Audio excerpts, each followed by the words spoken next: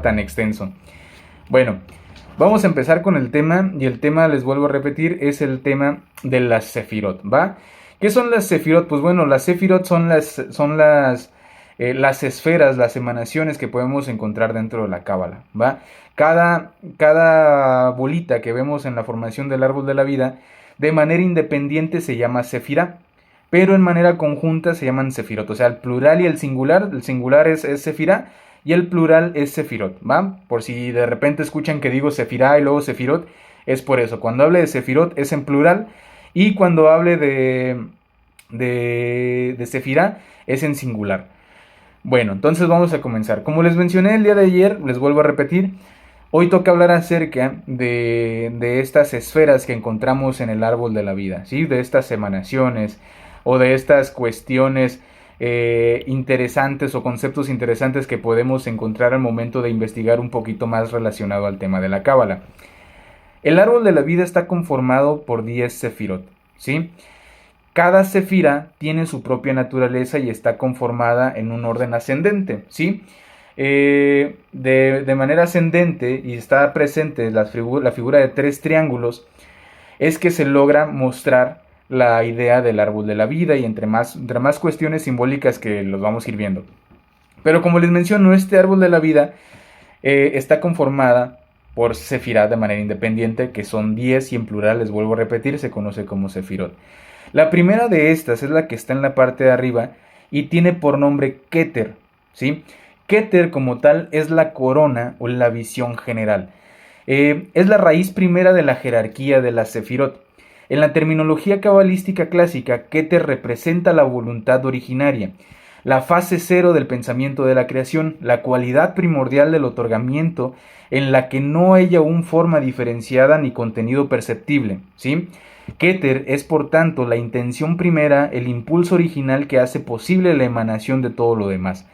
En el Zohar llama a la corona la 10ª corona o la santa corona, y trata sus movimientos como la condición por la cual la misericordia y el juicio se articulan en el mundo. Es decir, Keter contiene un germen tanto la tendencia a dar como la posibilidad de medida. Esto hace de Keter algo absolutamente funcional y a la vez misterioso, ya que actúa como una raíz y regulador sin convertirse en un contenido visible. ¿Dónde viene la etimología de la palabra Keter? Bueno, Keter, como les menciono, viene es una palabra hebrea y significa corona. Corona, aquí en este punto, es una idea metafórica para referirse a la raíz más la plenitud. Es lo que corona toda la cadena de la emanación. El ser la fase cero, llamarle la raíz o la fase cero en general, es la exposición pedagógica que le dan muchísimos cabalistas, principalmente cabalistas modernos, a esta etapa del árbol de la vida, de la Sefirot, ¿sí? La de Keter.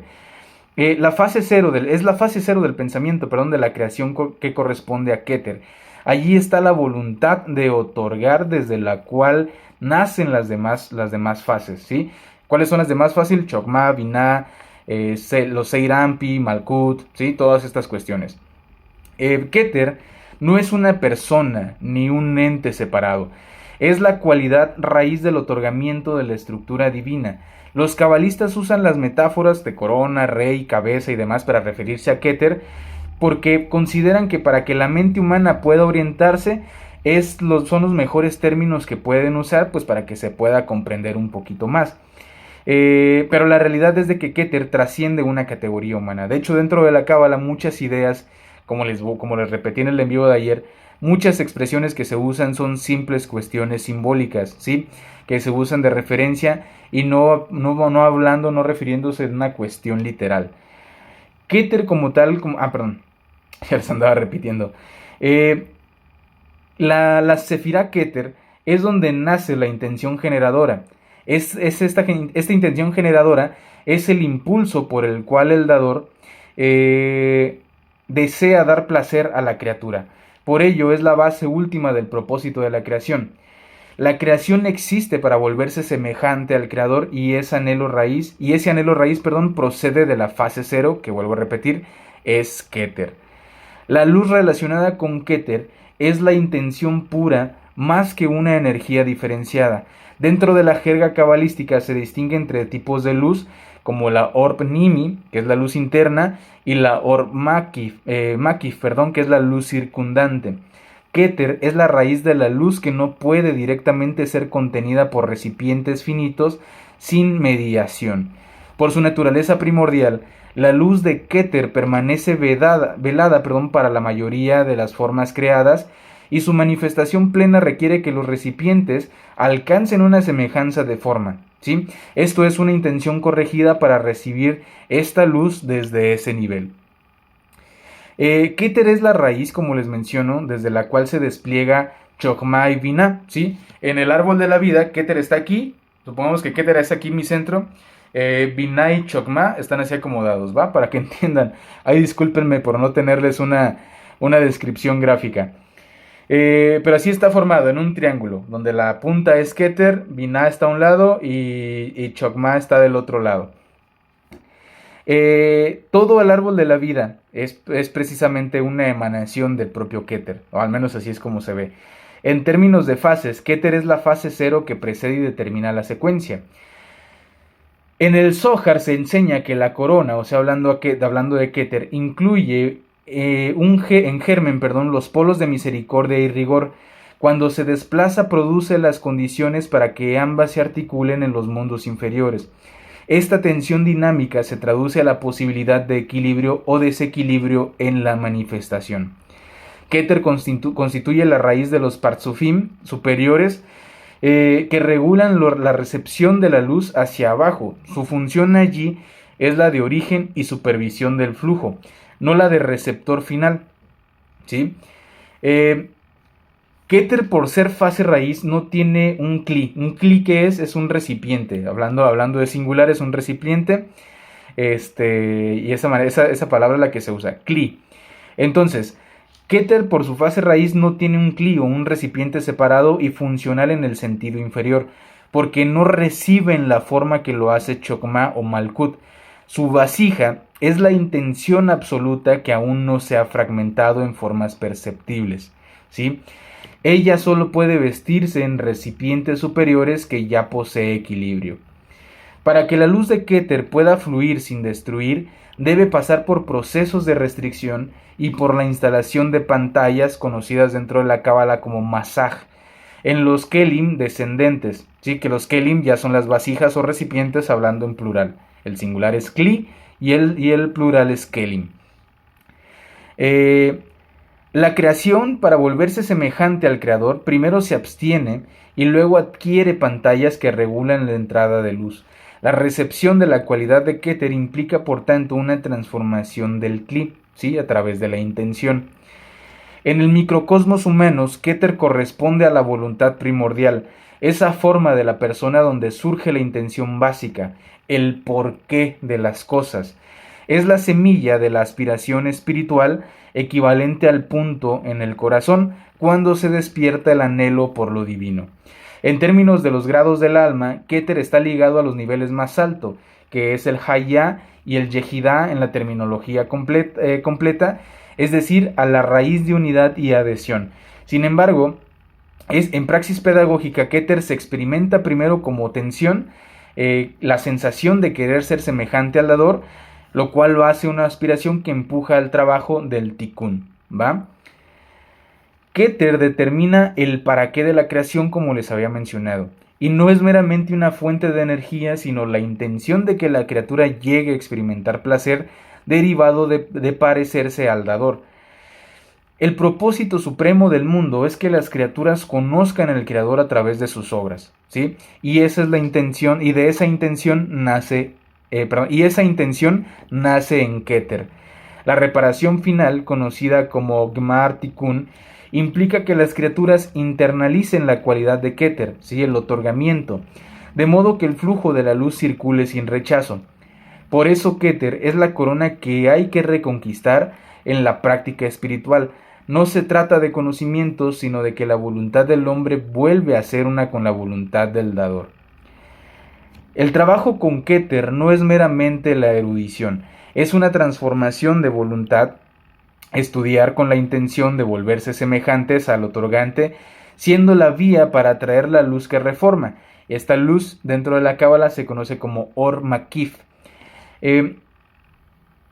Practicar el Tzimtzum, ¿sí? Que es el abstenerse de recibir para sí, una práctica no egoísta, y adquirir un masaj, es decir, entrenar la propia motivación para rechazar la gratificación egoísta, es el método pedagógico para hacer que la voluntad humana se asemeje a Keter. La corrección de la voluntad se acelera en grupo, ya que la unión de intenciones crea vasos, que son conocidos como kelim, vuelvo a repetir, vasos, recipientes, vasijas, los cuales son más aptos para recibir la luz alta. La necesidad de grupos y el man, que es la petición común, para fortalecer la aspiración a Keter es bastante... ¿Cómo es esta palabra? Es bastante demandada. Ahora vamos con Chokmah, que es considerada la sabiduría. Chokmah significa sabiduría. En la tradición clásica es la emanación que da el contenido intelectual primal, la chispa, la idea, la semilla del pensamiento divino que luego será formada. El Zohar lo trata repetidamente como el principio masculino, el padre, ¿sí? También lo llama Ava, frente a Binah como la madre, que es llamada Ima. En los esquemas cabalísticos canónicos, Chokmah es la fase 1, ¿sí? Keter es la fase 0, Chokmah es la fase 1 y Binah es la fase 2, ¿sí? Este primer triangulito que vemos en el árbol de la vida. Es decir, el primer fruto claro que surge en la cadena de emanaciones y desde el cual se despliegan las demás sefirot. Las secuencias de fase son bastante explícitas. Perdón, a ver. Me andaba confundiendo. Sí, estas ideas de las secuencias de fases son señaladas explícitamente marcándolas a Chokmah como la fase 1, que es la idea primordial, la cual inicia la creación. ¿Sí? La luz asociada a Chokmah es la luz súbita y no formada, un destello, un punto de revolución, y no es todavía la forma desarrollada, sino la chispa cognitiva. En los textos místicos, esto aparece como la luz original primordial, que es el punto de partida de Bereshit y que da lugar a los cedros, ¿sí? Que son las emanaciones posteriores. La literatura contemporánea sobre la Cábala distingue entre luz que se recibe internamente y la luz circundante, la cual construye el cli, la vasija, el recipiente, antes de entrar. En ese marco, la luz de Chokmah puede presentarse en nosotros como un destello, conocido como la experiencia, o como una luz que prepara la vasija que la contendrá, ¿sí? Dentro del proceso formativo. Esta distinción ayuda a entender por qué la chispa de Chokmah puede ser vivida como inspiración súbita o como una influencia que habilita comprensión que habilita comprensión más profunda. La intuición, la chispa conceptual, Chokmah entrega la intuición y la chispa conceptual mientras Binah recibe ese contenido y lo elabora, estructura y desciende en forma. En el lenguaje tradicional, Chokmah es el padre que engendra la idea y Binah es la madre que la moldea y la fecunda. El Zohar usa precisamente esta idea parental para mostrar la función complementaria. Entonces, Chokmah es el depósito del Reshit, que es el punto de partida, ya que desde allí brotan los 6 días y las emanaciones. Su papel es el ser la fuente interna de toda multiplicidad, y sin la chispa de Chokmah no habría material a estructurar, ¿sí? El Zohar interpreta al Bereshit poniendo a Chokmah como el punto iniciador de la expresión creadora, ¿sí? La dinámica clásica es Chokmah y Binah, ¿sí? Dentro de esta relación. Y entre esta dinámica de Chokmah y Binah surge Da'at, ¿sí? Vuelvo a repetir, Chokmah como tal, la chispa que viene de Chokmah cae en la receptividad de Binah y allí se desarrolla, es decir, se vuelve el conocimiento articulado y la capacidad de juicio y diferenciación. Dentro en el Zohar, en el libro del Zohar, y los comentarios cabalísticos de los cabalistas, evidentemente modernos, usan la metáfora del matrimonio divino entre Abba e Ima para describir el proceso que les acabo de mencionar, que da como resultado una sefirá media que se conoce como Dat. Esta es una sefirá extra que surge entre la unión de Binah y Chokmah, ¿va? Da'at como tal, en la tradición clásica y los textos posteriores, es vista como el fruto interno de la unión real entre Chokmah y Binah, la conciencia, el tener conocimiento que integra chispa y forma. En términos funcionales, Chokmah da el conocimiento, Binah le da la estructura y Da'at es la conciencia vivida de esa unión, el que se conoce como conocimiento activo. El Zohar muestra cómo la revelación se hace comprensible cuando las fuerzas se unen y descendiendo se hacen totalmente perceptibles. En los esquemas del Partsufim, que son las configuraciones personales de las Sefirot, Chokmah aparece como Abba, que es el padre, en pareja con Binah. Esto es necesario que se los repita para que lo tengan presente. Abba representa el manantial de las ideas y la autoridad creativa, e Ima representa la recepción y contención maternal. El Zohar y los desarrollos cabalísticos posteriores utilizan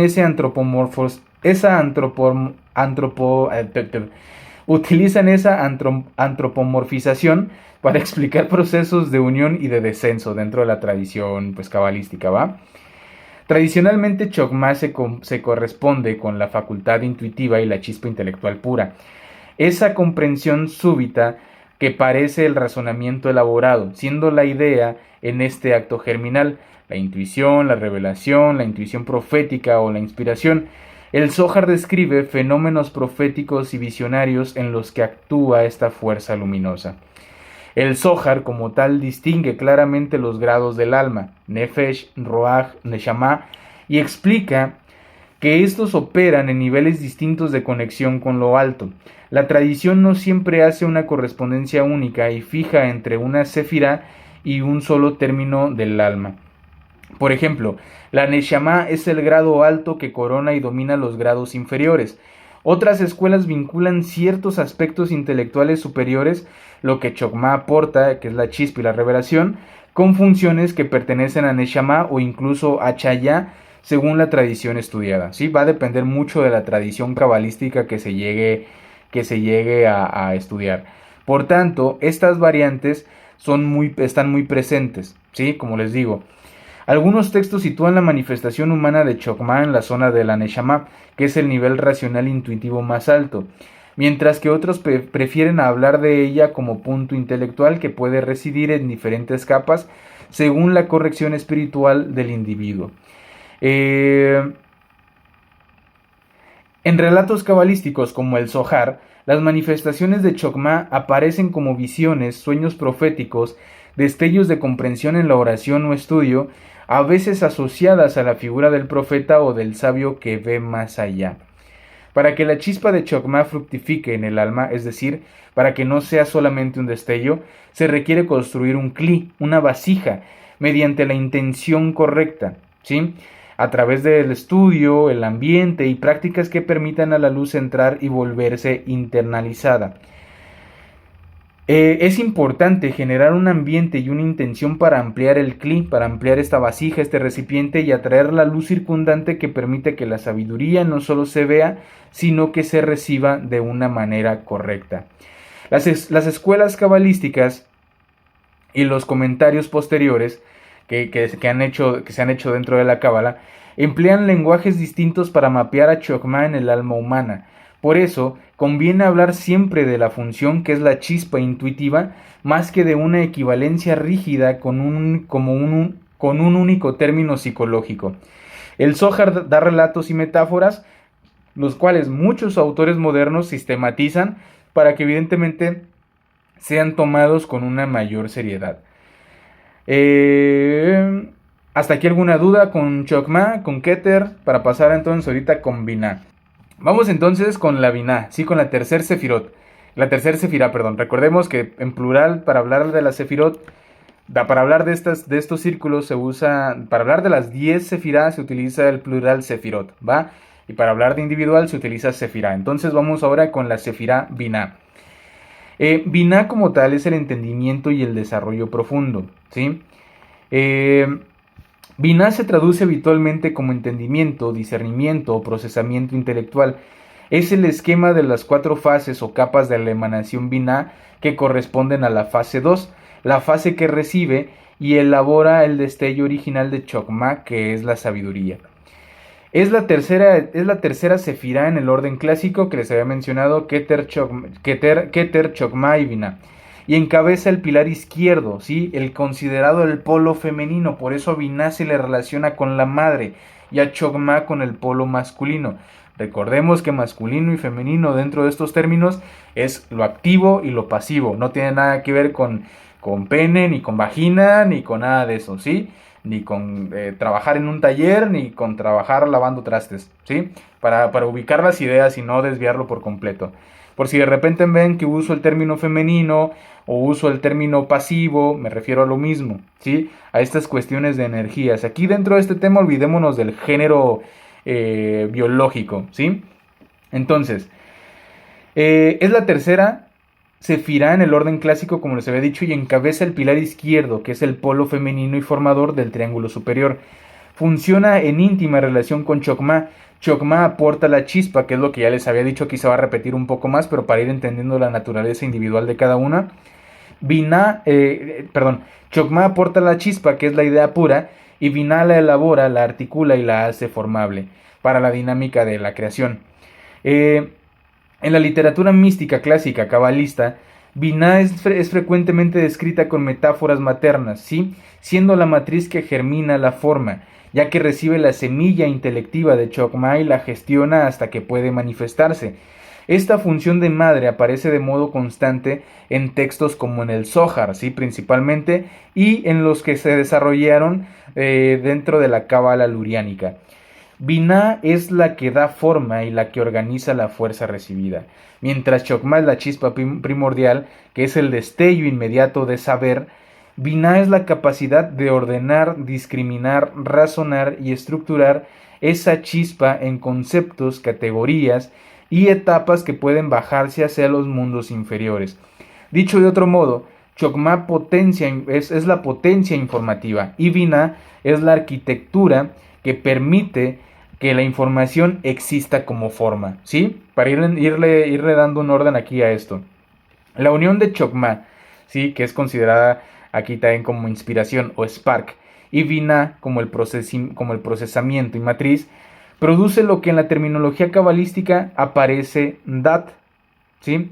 Dentro de esta unión de Chokmah y Binah surge una sefirá interna que muchos no la consideran sefirá, otros sí la consideran sefirá, pero es una sefirá invisible que surge entre Chokmah y Binah, y esa sefirá se conoce como Da'at, que es el conocimiento interiorizado, ¿sí? O dinámicamente la integración del estímulo con su comprensión. El Zohar y las exposiciones luriánicas señalan que la conjunción entre los dos principios es el momento en que el contenido intelectual se internaliza y se hace completamente operativo. En muchas fuentes, Dat se trata como un nivel funcional, ¿sí? Porque es la unión, el puente entre la chispa y su elaboración, y sin esa unión no hay un conocimiento vivo, sino una sola potencialidad. En los esquemas de emanación se habla de la luz. Recordemos que en la cábala luz se conoce como Or, que cada sefirá posee, ¿sí? En este esquema de la emanación, cada sefirá posee una luz, ¿sí? o el Or. Y de los recipientes, conocidos como Kelim, que la reciben. Binah representa el plano donde la luz intelectual, que es la revelación de la sabiduría, se moldea en estructura, ¿va? Su luz, es la de la forma comprensiva y no como un flash, así, un destello, un brillo así bruto de Chokmah. ¿Estás bien, pirata? Ahora, güey, ¿por qué me dices pirata?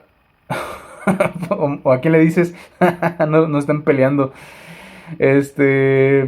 Binah actúa estrechamente con los Kelim, ¿sí? Que pueden contener y retener la luz inteligible. La luz llega desde arriba, pero para que sea usable se necesitan recipientes definidos, que estos recipientes son los conceptos y las estructuras. En la pedagogía cabalística moderna se insiste en que la luz precede potencialmente, pero sin las vasijas no hay una recepción como tal. Binah es fundamental en la construcción de esos Kelim conscientes, ¿va? En la secuencia creativa que describen los textos luriánicos y los cabalistas, los comentarios hechos por cabalistas contemporáneos, Binah es la fase desde la cual se estructuran las formas que darán lugar al mundo debería, y en sentido descendente a la manifestación de realidades concretas en Yetzirah y Asiyah. Mi Rayleigh, gracias. Gracias por los 50 kicks. La fase 2, que recordemos es Binah, organiza lo que será creado por la fase 3, permitiendo que la intención se transforme en entidades reconocibles. La fase 0 es Keter, la fase 1 es Chokmah, la fase 2 es Binah, ¿va? La creación en su desarrollo no solo recibió placer para existir, sino que evolucionó hasta el deseo de comprender el pensamiento de la creación. Binah entonces es el eje desde el cual surge esa aspiración cognitiva que conduce a la manifestación completa. Gracias, Dan. Gracias, brother. Cuando las sefirot se personifican en los partsufim, que son las configuraciones dinámicas, Binah se identifica con Ima, que es la madre. Recordemos que en esta interpretación en estos partsufim, Chokmah es Abba, tiene la manifestación y la representación de un padre, mientras que Binah tiene se identifica, con Ima, que es la madre.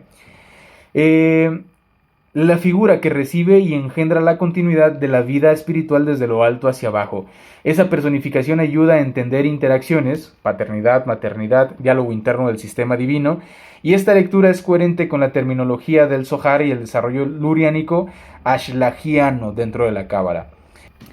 En la analogía, el hombre como el microcosmos, Binah no es solamente una parte física del alma, sino la facultad de entendimiento superior, la capacidad de estructurar, discriminar y hacer consciente la sabiduría que percibimos.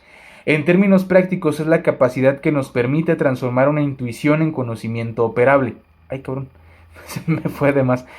Los clásicos distinguen, los cabalistas clásicos distinguen niveles del alma, que son Nefesh, Ruach, Neshama, Hayá y Yehidah. Recordemos que el Zohar solamente habla de 3, que es Nefesh, Ruach y Neshama, pero cabalistas clásicos, considerados ya actualmente clásicos, que en su momento eran modernos, le sumaron 2, principalmente en los luriánicos, el nivel de Hayá y Yehidah.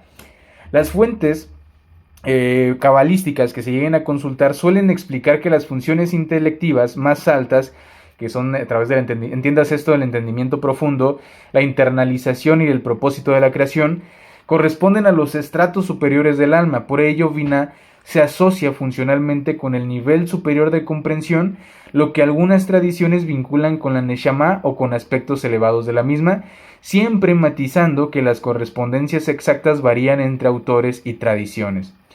Los textos clásicos cabalistas y los comentaristas de la cábala modernos insisten que Binah no es una mera categoría intelectual, sino un grado en que el alma puede alcanzar comprender el pensamiento de la creación, lo cual implica recibir la luz en un clic corregido, en un recipiente, en una vasija.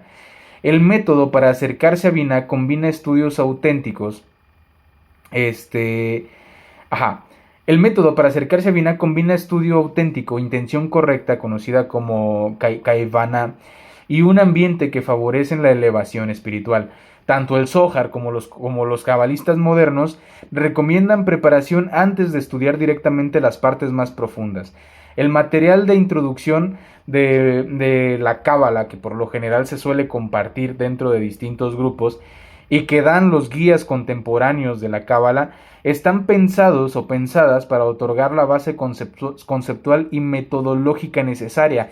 Es por eso que mucha gente aquí se suele confundir y cree que con leer o estudiar de manera superficial cada cosa, no superficial, sino de esta manera metodológica, ya es conocer completamente la cábala. No, estás conociendo nada más una idea conceptual y metodológica, la cual es necesaria, pero uno se profundiza. Por eso, cuando yo les he llegado a decir, no, pues lean la cábala mística de Dion Fortune, ¿sí? Que yo les he dicho, lean la cábala mística de Dion Fortune. ¿Para qué? Para que se familiaricen con los términos y los conceptos. Pero la cábala mística de Dion Fortune no es una verdad absoluta de la cábala.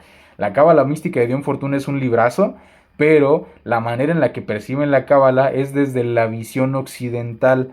¿sí? Principalmente la que se desarrolla a través de la magia de la Golden Dawn, ¿sí? Tiene mucha influencia europea toda esa cuestión, ¿va? Para que no se sientan mal con leer ciertos libros que les recomiendo, porque son base y son inicio para comprender más a detalle todo esto, pero hay muchísimo más material, más allá de lo conceptual y lo metodológico, que es necesario para poder profundizar y ahondar más en los temas, ¿va? ¿Hasta aquí alguna duda, alguna pregunta? Combina para pasar a Yeset o Cheset, como le conozcan. Yeset o Cheset. ¿Todo bien? ¿Todo correcto?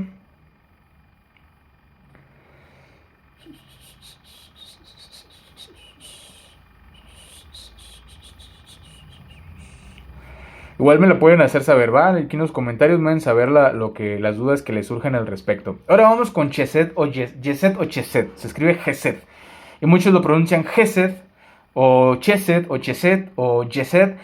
Pero vamos a decirle Cheset, ¿va? Cheset, ¿sí? Que en español es Geset.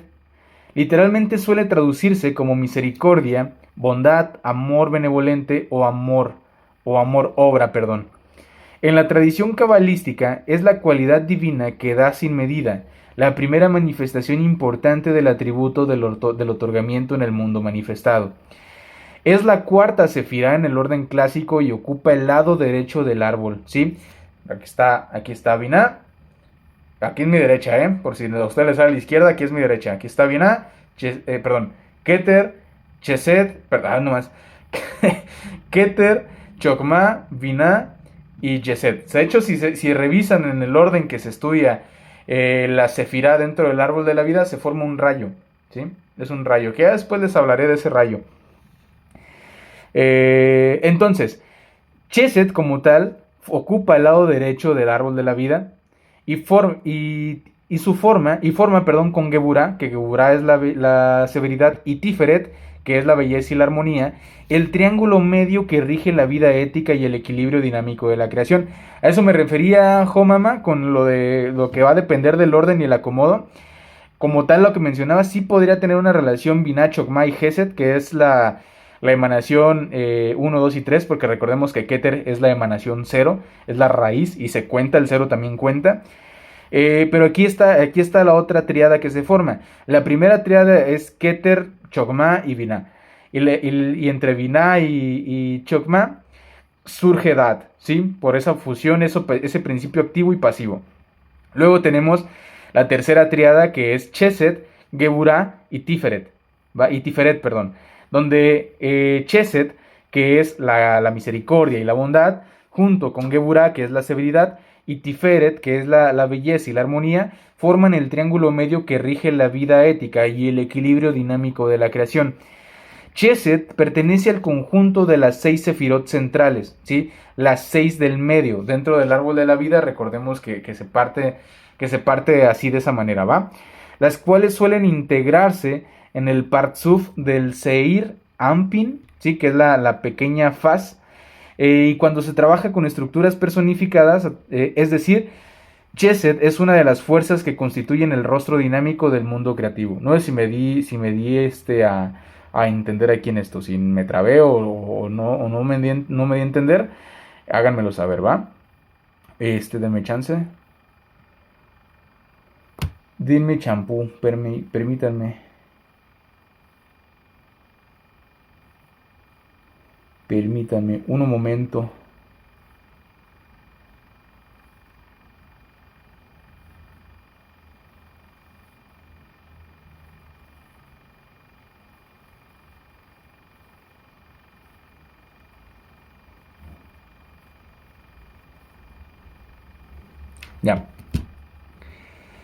Ya, ya.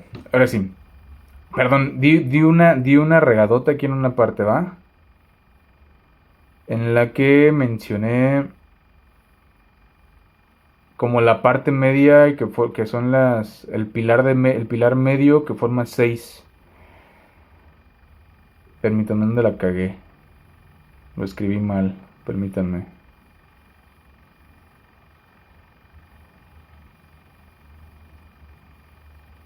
Se conocen como las 6 sefirot centrales no porque estén las 6 sefirot en línea, sino porque son las 6 sefirot principales dentro de aquí, de este medio, para poder entender o comprender algunas cosas. ¿Va? Ahí me equivoqué. No que sean una línea, porque pues no tendría, no tendría lógica que fueran 6 en línea. Ni incluyendo a Dat dentro de la línea, son 6. Incluyendo a Dat son 5. Si no me equivoco. Sí, ya después, pero corrijo eso, ¿va? No me refería a central como la línea, porque dije que se partían en 3, porque sí se parten en 3. Las de este lado, que son las masculinas, las femeninas y las del medio. Ahí discúlpenme, me agarré la onda ahorita. ¿Hasta aquí alguna duda con lo que va del tema? No, ya saben, pueden preguntarme lo que sea. Entonces, Chesed, como les digo, pertenece al conjunto de las 6 sefirot centrales que suelen integrarse en el Partzuf del Seirampin, que es la pequeña faz. Cuando se trabaja con estructuras personificadas, es decir, Chesed es una de las fuerzas que constituye el rostro dinámico del mundo creativo. La luz de Chesed es expansiva y desbordante. En el lenguaje cabalístico es una emanación que fluye hacia afuera. Su impulso natural es llenar, colmar y beneficiar. Esta luz no forja o limita por sí misma, sino que su fuerza es la abundancia plena. Como en todas las sefirot, la luz de Chesed solo produce efecto cuando hay un kli, un recipiente, un deseo, que la recibe de manera correcta. Si el kli es apropiado, es decir, tiene intención recta, la luz se integra en perfección, si no se desborda o se distorsiona. En este principio, la luz que busca el recipiente y el recipiente que debe adquirir la intención correcta es central para entender la manifestación ética de Chesed en el humano. Chesed es la fuerza que impulsa la generosidad universal, otorga existencia, sostiene, promueve el desarrollo y la expansión. En el orden social del universo espiritual, Chesed organiza y sostiene formas benevolentes. Es la energía que permite a la humanidad recibir los bienes de la creación. El Zohar muestra cómo la misericordia, cuando se activa, por ejemplo a través de las plegarias, inclina el juicio hacia la clemencia y sostiene al mundo como tal. De manera operativa, Chesed dispensa recursos y posibilidades, ¿sí?, siendo el impulso por el cual la creación puede progresar y la sociedad espiritual puede crecer. La dinámica de estilo de llenar y desbordar es típica en la transmisión de vida entre los niveles de la Cábala. Chesed, que está a la derecha, Geburá, que está a la izquierda, forman una polaridad necesaria. La expansividad sin restricción deriva en desorden y la severidad sin compromiso deriva en destrucción. El árbol y la sefirá central, que es Tiferet, existen para articular esta tensión y producir armonía. El Zohar y la tradición subraya que el equilibrio, ¿sí?, es el objetivo dentro de todo esto. ¿Por qué? Porque la misericordia dosifica por juicio justo y produce una obra recta como tal.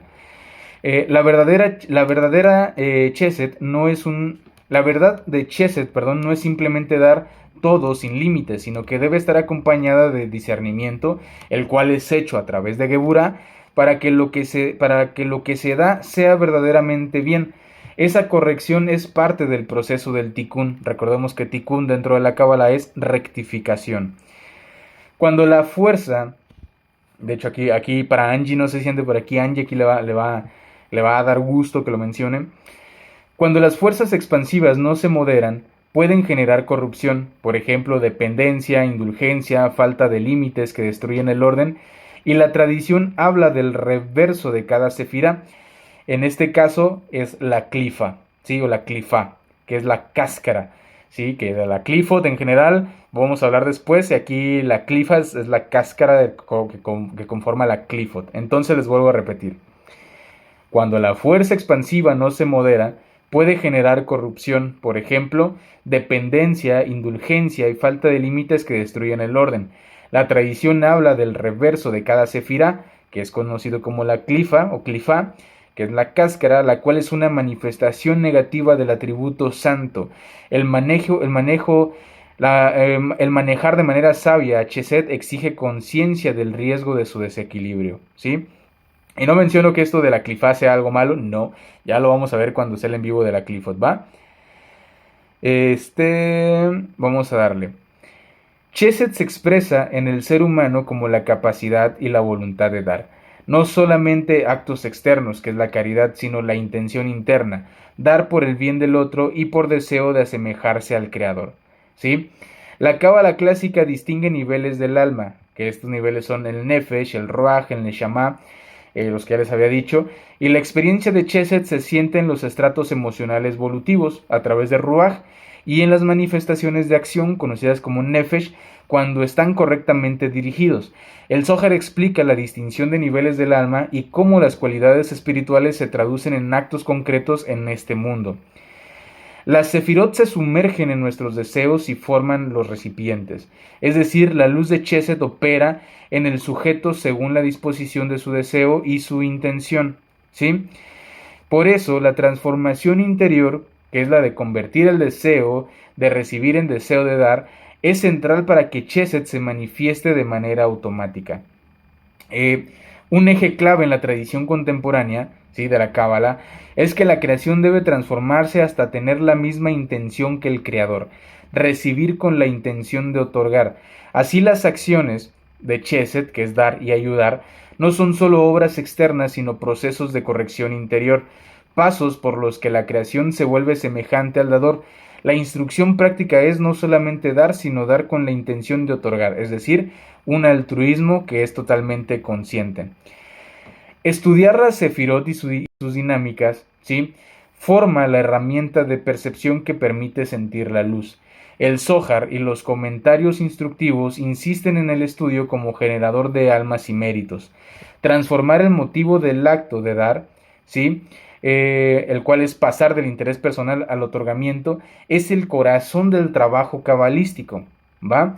La tradición cabalística enseña que la misericordia se activa y se sostiene en la unión, ya que la plegaria, la alabanza y la unión comunitaria despiertan como tal la misericordia arriba, ¿sí? El Zohar, por ejemplo, ejemplifica en pasajes donde la plegaria colectiva provoca la inclinación a la misericordia en lo alto. Por eso es que en muchas prácticas, en muchas tradiciones espirituales, ¿sí?, religiosas, vemos muy presente como parte de las actividades sagradas el tema de la plegaria colectiva, ¿sí? ¿Dónde me quedé? Sí, y por eso el trabajo de Chesed a menudo se recomienda que se haga de manera grupal, ¿sí? Hablando de la práctica cabalística como tal. Chesed como tal da un fruto real, ¿sí?, que es una ayuda que eleva. Es sostenible y no causa dependencia perpetua. Viene acompañado de discernimiento y transforma al dador, ¿sí? Las donaciones... perdón, ¿qué estoy diciendo? Sí, las donaciones que se hacen en los términos cabalísticos, que se hacen sin límite y sin una lógica, o sea que no se hacen con una bondad bien realizada, la cual refuerza el ego del donante, o acciones que por exceso generan caos social o personal, son manifestaciones contrarias a las que busca Chesed.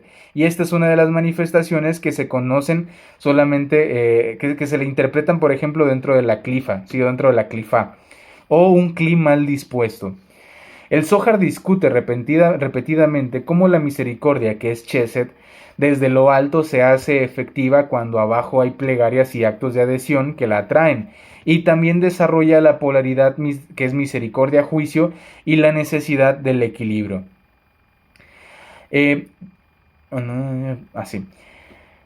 los pasajes del Zohar, donde se explica el triángulo de Chesed, Geburah y Tiferet y las historias de la plegaria colectiva, son bastante buenos para poder entender un poquito más todo esto de lo que se está tratando al tratar de entender o de estudiar el tema de la Sefirot, principalmente este punto de Chesed. ¿Por qué? Por la importancia y la correspondencia que tiene dentro de la cuestión de la plegaria y la misericordia y el otorgamiento, ¿sí? Y son bastantes buenos. Luego, si quieren, les hablo más al respecto. ¿Hasta aquí alguna duda sobre Chesed para pasar a Geburah? Ya saben que la pueden hacer ahí en los comentarios, ¿va? Lo pueden hacer ahí en los comentarios y no estén peleando. Pórtense bien. Pórtense bien, pórtense bien.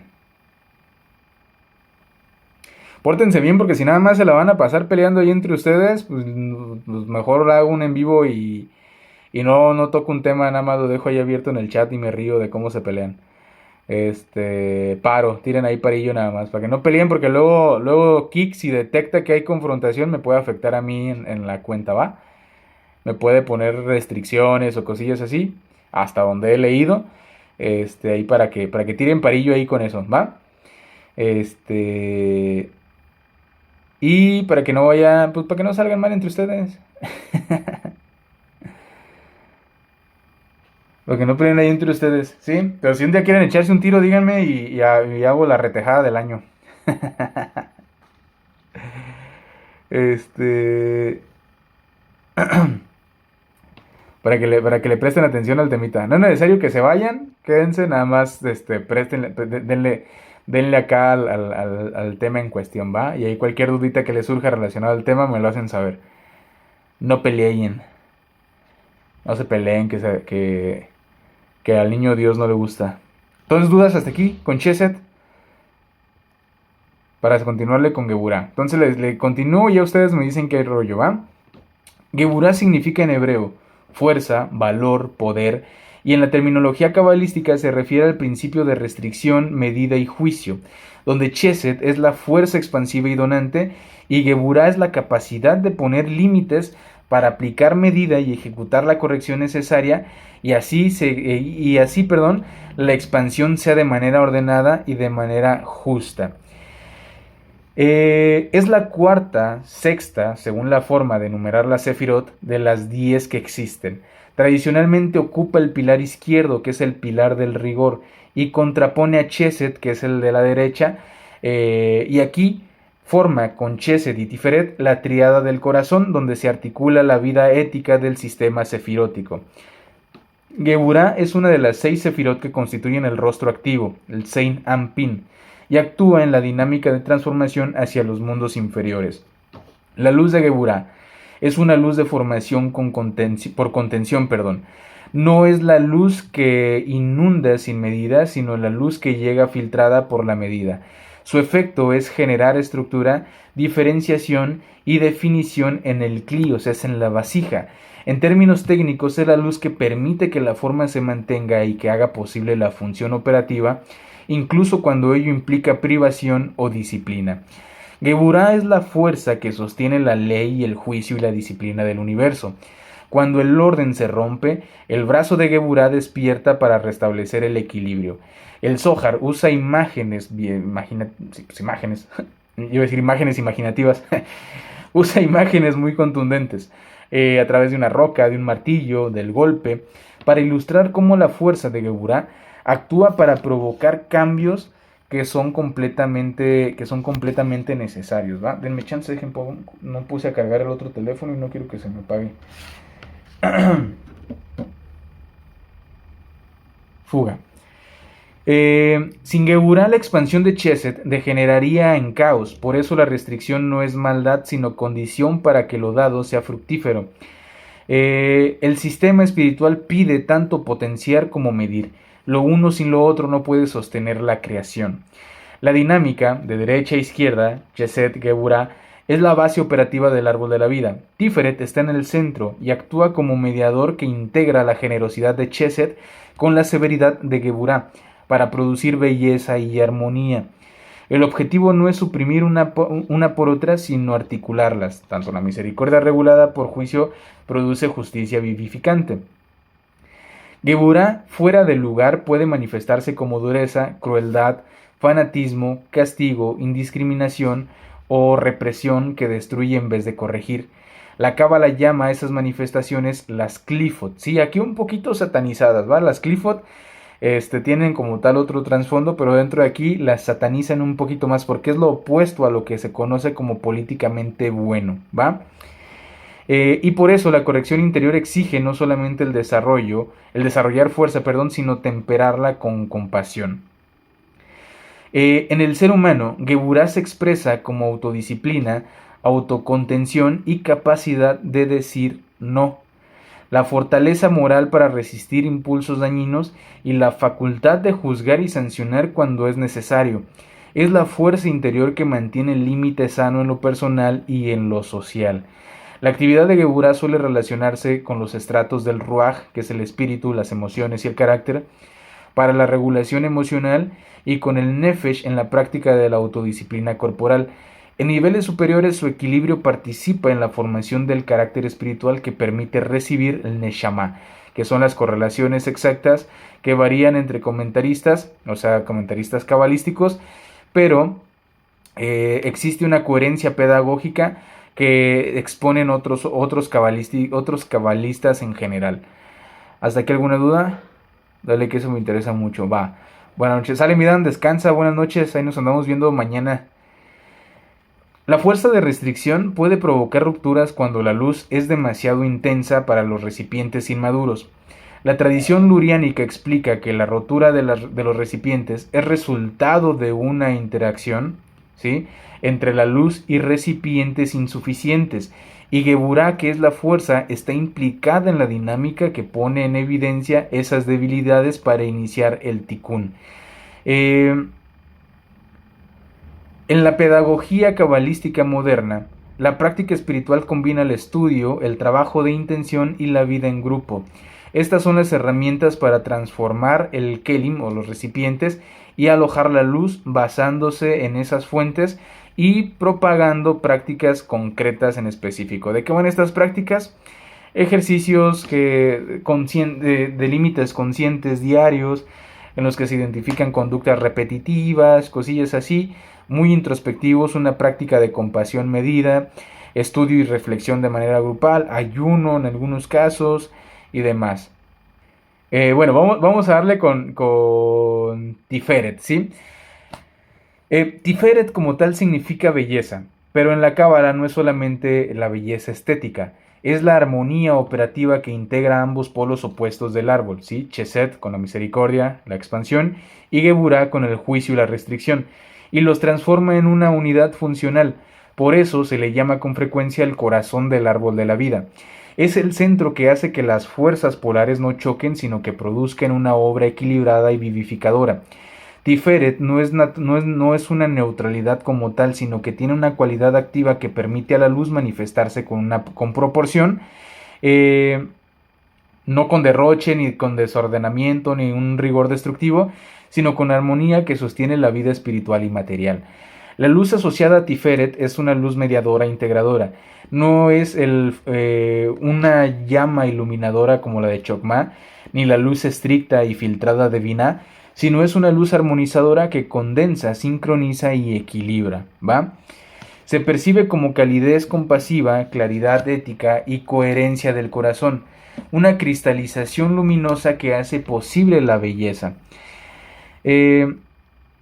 Tiferet como tal sintetiza la generosidad de la derecha a través de Chesed, y la disciplina de la izquierda con Geburá. Actúa como el corazón que decide la orientación final de la luz, y si va a Yesod como impulso como impulso constructivo o se queda de manera estancada. Tiferet transforma la misericordia en una acción dirigida y madura, no con sentimentalismos ni frialdad. Tiferet canaliza las influencias superiores hacia los sistemas inferiores con equilibrio, y por ello es fundamental para el tikkun, ¿sí? Tiferet recibe Tiferet recibe la ofrecida abundancia y la modera, manteniendo su generosidad útil. Tiferet suaviza la severidad, evitando que el juicio se torne y se vuelva destructivo. También transmite el fundamento a través con Yesod, que es Yesod, y la energía armonizada para que ésta se concrete en el reino que es Malkut. Con Keter, Chokmah y Binah arriba, Tiferet traduce la revelación superior a formas que pueden ser sostenidas por los kelim inferiores, por los recipientes inferiores. En la configuración del Partsufim, que son estos rostros que se forman, ¿sí?, Tiferet forma parte del centro emotivo de Sein Ampin, ¿sí?, que son las 6 sefirot medias que les mencioné, y con frecuencia se presenta como el corazón del Partsuf, que permite la unión con Nukva Malkut. Cuando los Partsufim se unen correctamente, ¿sí?, Tiferet es la cualidad... Ay, pinche hippie, me da ansiedad que hagas eso. Está rasgando la pared. Tiferet es la cualidad que... pinche hippie. Ya. Tiferet es la cualidad que posibilita la revelación de la Shejinah en el mundo inferior. Tiferet corresponde al centro emocional moral, lo que en la terminología previa se vincula con el corazón o ruaj, pero también con un punto de integración donde se unen los aspectos más altos del alma, conocidos como neshama, con la voluntad práctica que es nefesh. Es la sede de la compasión equilibrada y de la coherencia interna. Tradicionalmente se asocia al pecho y el corazón físico de manera simbólica, donde el corazón es mostrado como el que articula la respiración, el ritmo y la vida interior. En muchas tablas cabalísticas clásicas, Chesed es representado como el brazo derecho, Geburah como el brazo izquierdo y Tiferet como el torso o el pecho, ¿va? Cuando Tiferet está sano, la persona actúa con coherencia entre su ideal y su conducta, siente compasión que no anula los límites, sino que vive una estética ética. Lo que es verdadero también es bello y lo que es bello es verdadero. Cuando Tiferet falla, aparecen contradicciones, exceso de ternura sin criterio y una dureza sin corazón. Vamos con la Sefirá Netzach, ¿sí? Netzach proviene de la raíz hebrea Natzach, que significa victoria, eternidad, perdurabilidad o triunfo, ¿sí? Detrás de mí el diablo. En su sentido más literal implica el prevalecer y el mantenerse firme y continuar hasta el fin. En el lenguaje de la Cábala, Netzach representa la fuerza de la persistencia espiritual, la capacidad divina, la cual mantiene el propósito de la creación de manera activa, sin agotamiento ni desviación. ¿Va?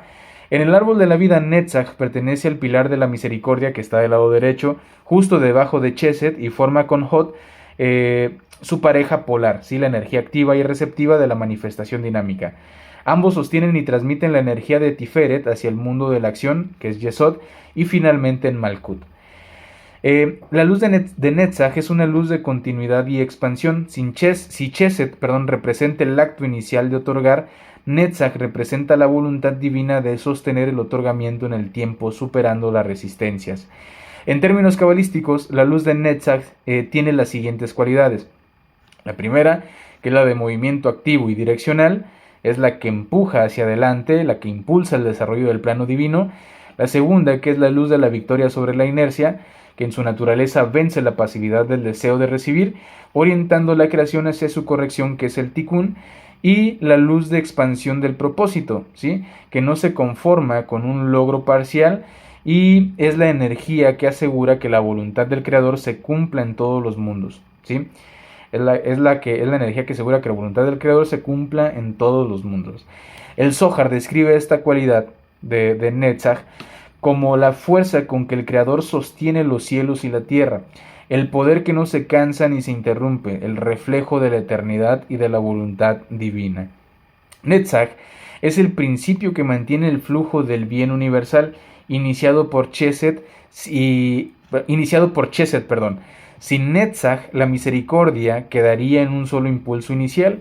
Con Netzach, la energía divina se hace constante y sostenida e invencible. El deseo de otorgar del Creador necesita canales que lo preserven a través de todos los niveles de la realidad. Netzach actúa como ese canal de voluntad inquebrantable, representa el momentum espiritual de la evolución, la fuerza por la cual el propósito original, que es Keter, recordemos que es el propósito original, la raíz cero, no se pierde en el descenso por los mundos. En los Partzufim, Netzach participa en Seir Anpin, que es el rostro menor, los 6 sefirot centrales, y su función dinámica representa la pierna derecha, la que avanza, simbolizando el camino activo y positivo de la providencia divina en la historia. Netzach y Hod forman una parte inseparable, como dos piernas que sostienen el movimiento del árbol. Netzach, siendo la derecha, es la victoria activa, la proyección, la confianza y la fuerza de acción, mientras que Hod es la izquierda, siendo la humildad, la reverberación, la resonancia y la conciencia del límite. Ambas equilibran expansión y contención en el plano dinámico. Cuando Netzach actúa sin Hod, la acción se vuelve arrogante, y cuando Hod actúa sin Netzach, el intelecto se paraliza. Tiferet envía su armonía hacia ambas y ellas la traducen en movimiento real, ¿sí? Tradicionalmente Netzach corresponde a la pierna o al muslo derecho, símbolo del movimiento y del impulso hacia el exterior. Es la fuerza que avanza. Netzach representa en el alma aspectos relacionados con la perseverancia, la confianza en la providencia, el entusiasmo sostenido, ¿sí? Y todo esto se ve reflejado en la capacidad de continuar a pesar de los obstáculos, la fe activa que no se derrumba frente a la dificultad y el entusiasmo sostenido que mantiene la motivación espiritual. En los niveles del alma, Netzach influye en el Ruach, que es el espíritu emocional, pues impulsa la acción, pero también recibe iluminación del Neshama, que es el intelecto superior, ¿sí? Para orientar su persistencia hacia fines elevados. ¿Hasta aquí alguna duda, alguna pregunta? Ya vamos a avanzar un poquito más rápido. ¿Dudas, preguntas hasta aquí, hasta este punto? Déjenme ver qué me falta aquí de Netzach. Miren, la victoria espiritual de la que se habla aquí no es sobre otros, sino sobre el deseo de recibir para sí mismo. Recordemos que este deseo de recibir para sí mismo está muy presente y muy marcado en todo esto. La verdadera Netzahut, que es la victoria, ocurre cuando la persona mantiene la intención de otorgar a pesar del cansancio, la duda o el sufrimiento. En este sentido, Netzach no es una conquista externa, sino una autosuperación constante. El alma cabalística triunfa no porque vence al mundo, sino porque permanece fiel a la dirección divina del dar. ¿Va? El exceso de Netzach genera fanatismo o ambición desbordada, ¿sí? Que son las manifestaciones desequilibradas o la clifot de esta sefira. La deficiencia de Netzach, como les digo, genera la falta de conciencia, el abandono de la práctica espiritual, el desaliento, la resignación, la pereza del alma y la incapacidad para sostener ideales de la realidad. El equilibrio se alcanza cuando la acción perseverante, que es el Netzach, se modula con humildad reflexiva de Hod y ambas sirven a la verdad central del Tiferet. Ya quiere que lo saque a flote. Bueno, vamos a continuarle con Hod. Ya para terminar con Hod y luego Malkut, ya hablamos de si quieren de alguna otra cosa, ¿va? Hod significa literalmente, se escribe H-O-D, por eso Hod, así le ve. H-O-D, que significa literalmente esplendor, gloria, majestad y reconocimiento. En la raíz viene de la raíz hebrea Jodah, que se encuentran, ahí va otra vez. Hod significa literalmente esplendor, gloria, majestad y reconocimiento.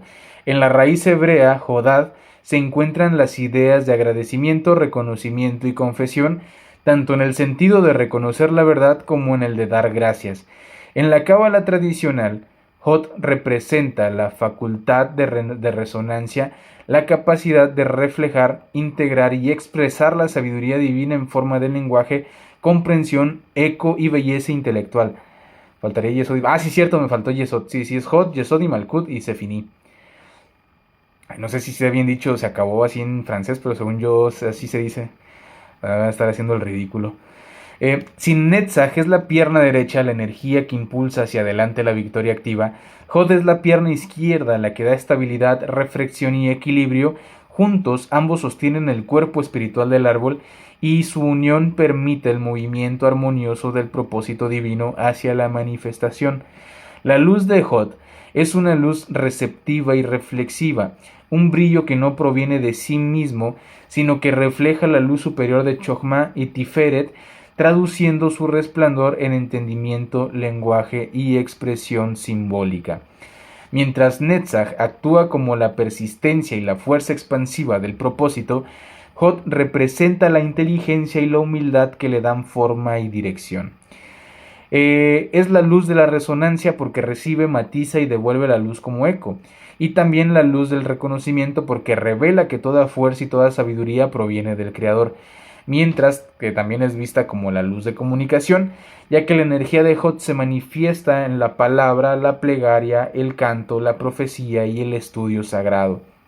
En el Zohar, Hod se asocia con la voz de la plegaria, el canal por el cual el alma humana devuelve al Creador el reflejo de su propia luz. Es el atributo del agradecimiento que hace brillar la gloria divina en el mundo, en los mundos inferiores, ¿va?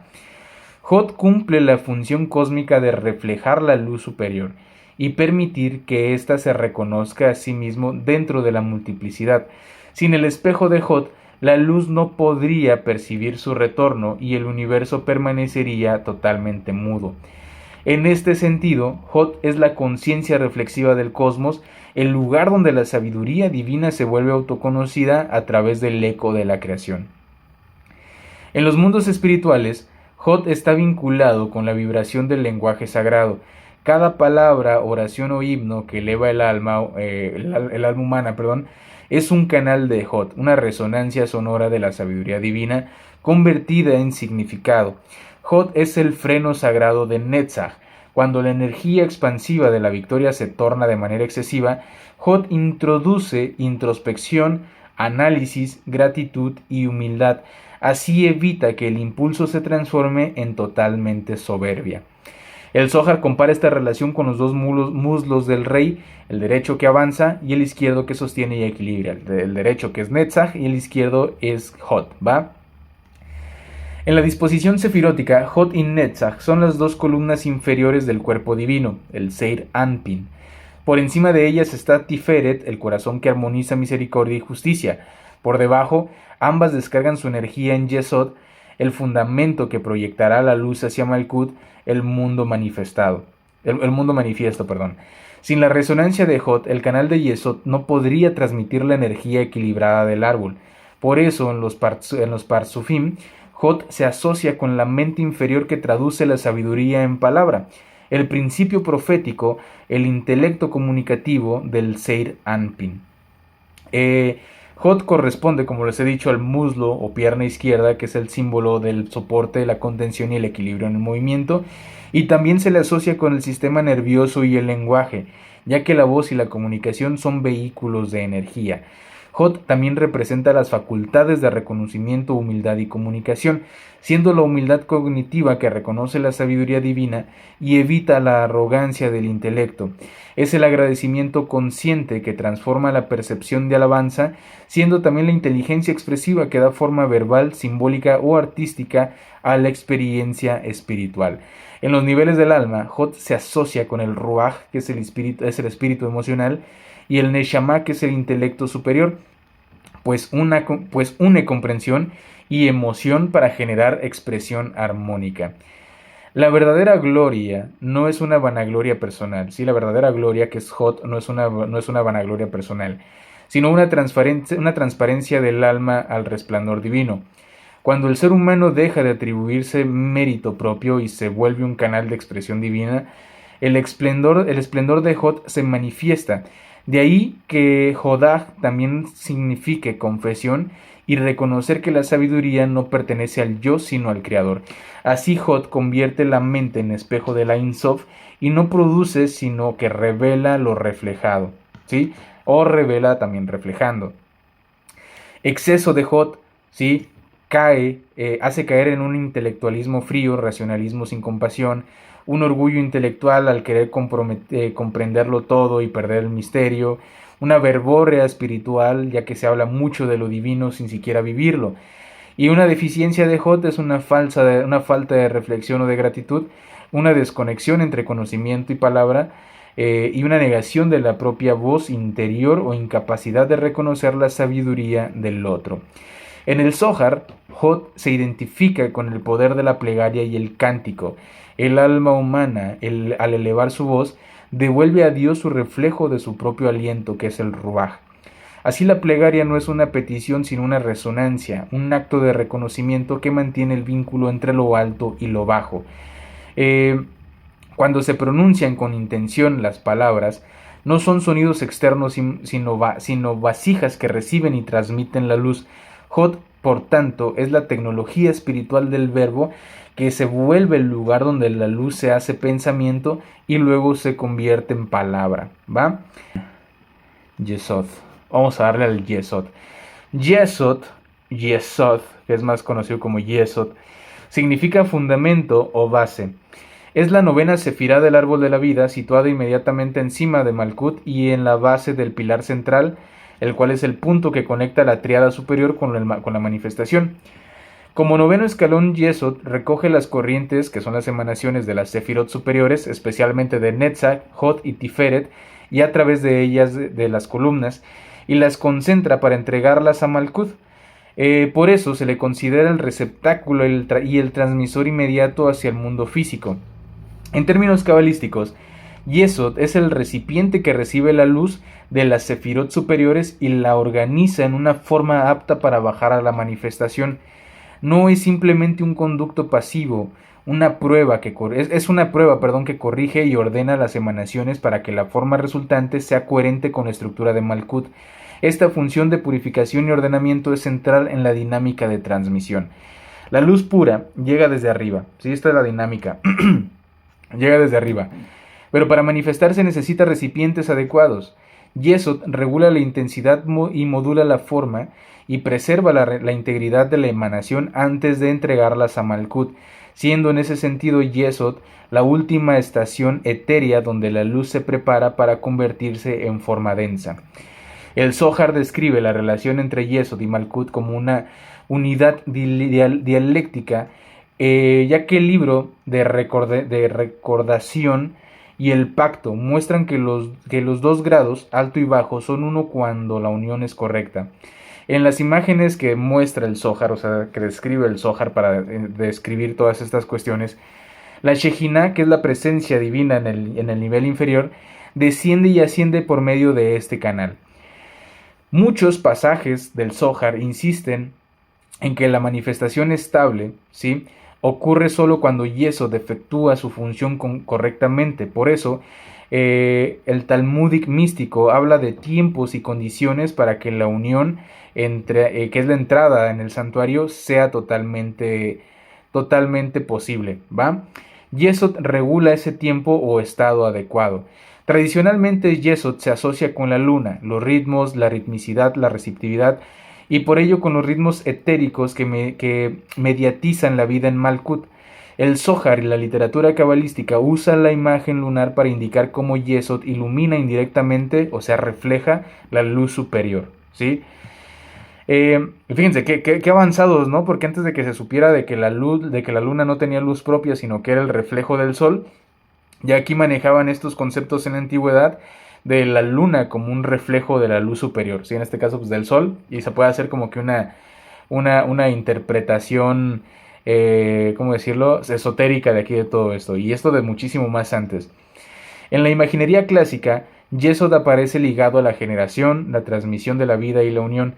En la literatura mística esto se expresa mediante las metáforas matrimoniales, novio-novia, Shejinah y novio superior, que explica cómo la energía superior se hace visible abajo cuando Yesod y Malkut se unifican.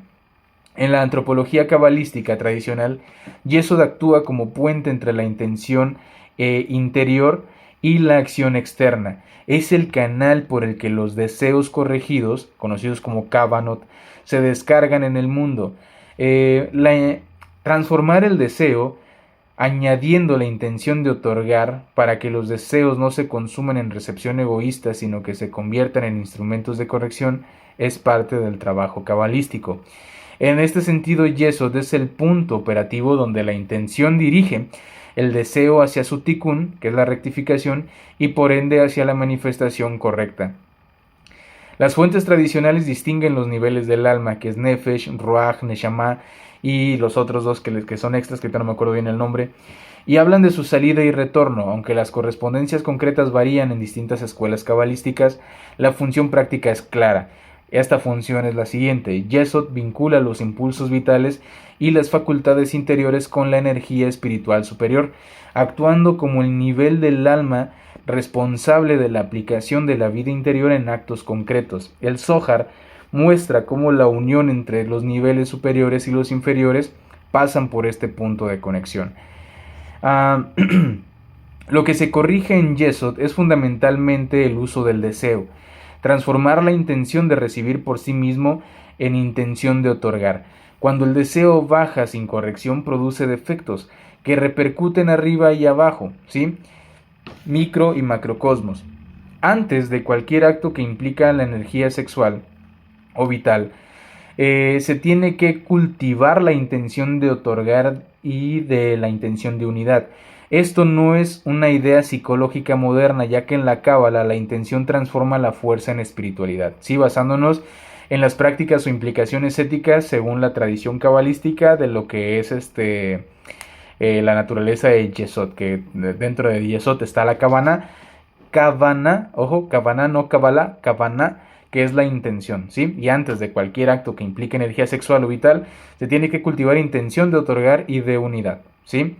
El descenso de la Shejina y la entrega de almas vinculadas al Shabbat y a actos comunitarios muestran que Yesod se rectifica también a través de la vida comunitaria sagrada y el cumplimiento correcto de los tiempos y preceptos. El uso egoísta de la fuerza yesódica produce cascarones o clifots y aperturas a fuerzas clifóticas. Bueno, lo repetí, perdón.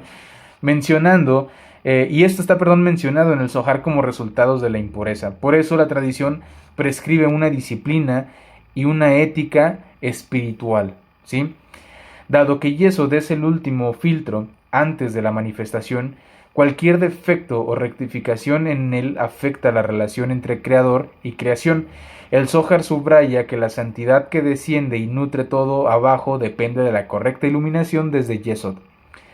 Para quien aspira a elevar su conciencia, trabajar con Yesod, ¿sí? A través de la purificación de la intención, el dirigir el deseo hacia otorgar, es una condición necesaria para que la luz superior pueda manifestarse en la vida concreta, ¿va? Yesod como tal recoge, prueba y organiza la luz para Malkut, ¿sí? La unión correcta realiza el pacto y la manifestación santa. La práctica cabalística esencial consiste en una transformación interior hacia el otorgamiento, y esto es la rectificación de Yesod, sí, porque se rectifica el deseo y se logra, y se enfoca hacia el otorgamiento. Y el símbolo, como les acabo de mencionar, es la luna y es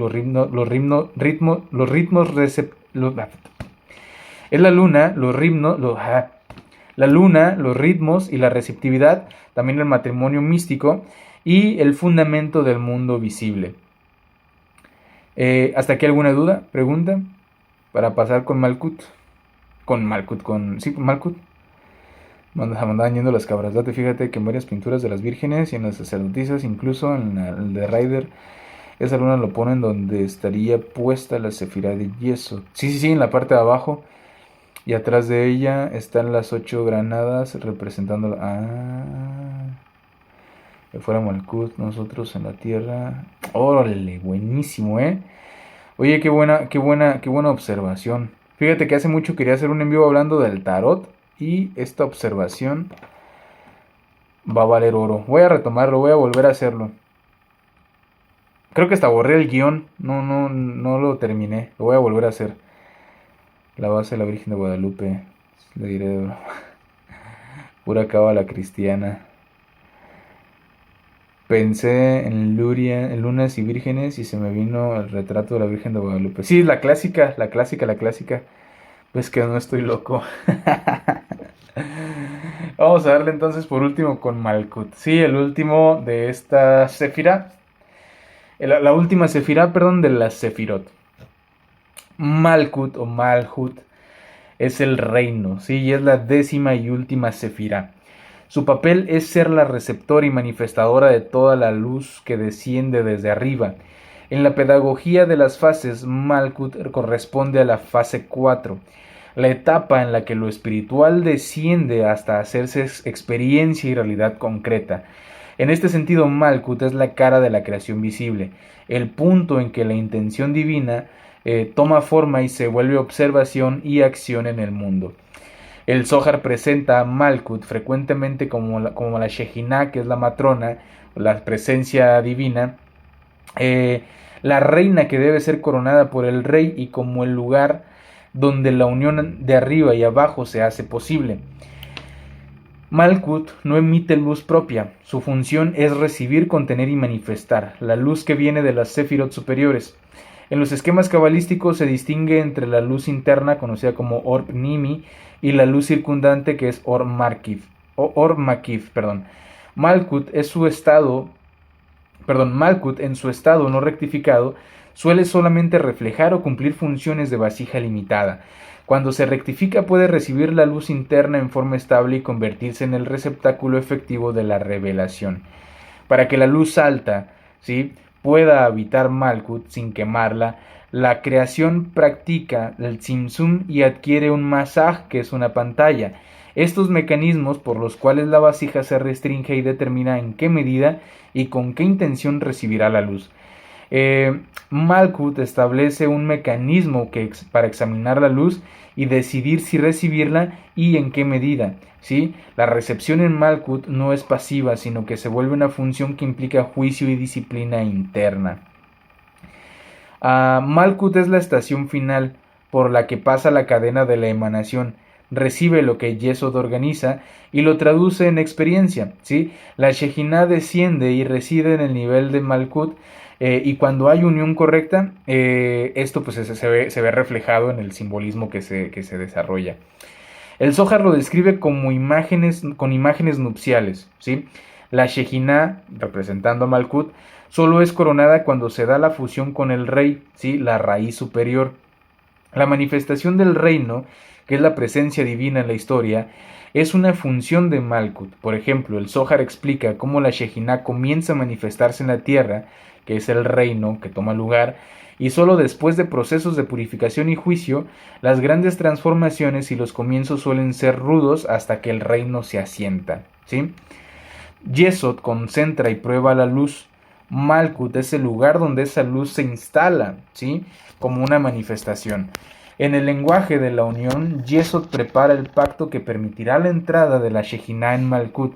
La unión correcta entre ellos realiza la coronación y el asentamiento de la santidad abajo. La recitación de la Shema se describe como acto que une arriba y abajo. La Shejinah desciende sobre quien la recita con una plena intención. Esa práctica funciona como preparación de Yesod para que Malkut acepte la luz. El Zohar explica que al pronunciar la unidad del nombre se facilita la unión Tiferet, Malkut y la Shejinah, y ahí la Shejinah reposa. Hasta aquí como vamos. Dudas, preguntas, las pueden ir haciendo en los comentarios, ¿va? Ay, cabrón. Ya. En la antropología cabalística, Malkut es la nukba, ¿sí?, la novia, la matrona, la que recibe la corona del rey, y por eso se le asocia con imágenes maternas y con la presencia divina que habita entre los hombres. El Zohar usa explícitamente esa metáfora al hablar de la Shejinah coronada y del reino que desciende. La presencia de la Shejinah en Malkut transforma la vida colectiva, y cuando la unión se establece, la comunidad percibe la gloria del Señor y reside en la paz de su reino. En las tablas pedagógicas clásicas y en la exposición de varios cabalistas de varios doctores de la cábala, Malkut y Asiya corresponden al nivel más bajo de la existencia y en el microcosmos humano, lo que llamamos Nefesh, la vitalidad que anima el cuerpo y produce acción. La fase 4 de Malkut es la raíz de nuestra vida sensible. Por ello, el trabajo sobre Malkut significa transformar los deseos más básicos para que puedan recibir luz con intención de otorgar. Malkut en el alma humana se muestra como la conducta, los actos y la presencia.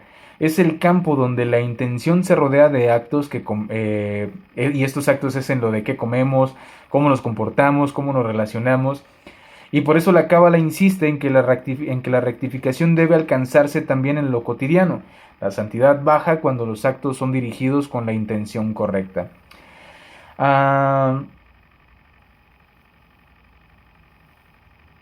La práctica consiste... me andaba pasando una parte. Espérame. Se me andaba pasando un cachito. Ya. La tarea fundamental en la fase 4 es dirigir el deseo, ¿sí? La fase 4 que es el tikkun de Malkut, que es la corrección de Malkut. Y esto consta de dirigir el deseo, distinguir deseos manejables e inmanejables, y usar los manejables para recibir con intención de otorgar. Esto es lo que permite que Malkuth deje de ser mera receptividad egoísta y se vuelva una morada para la Shejinah. La práctica consiste en aprender a detener la recepción automática y en adquirir la pantalla que regula la entrada de luz.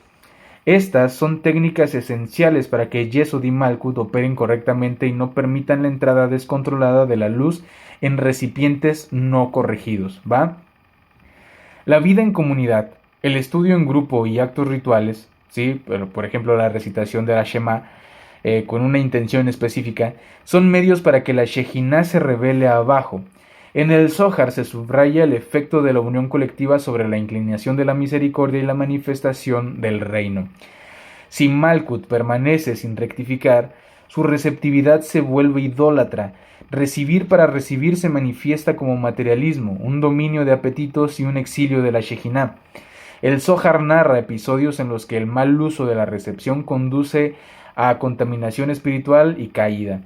El Zohar asocia la difícil manifestación del reino con juicios iniciales y procesos de purificación. La instrucción del reino requiere a veces condena y preliminares hasta que el reino pueda asentarse con justicia, a través de imágenes en pasajes sobre juicios y evidentemente traer para sí un alivio divino. Y listo.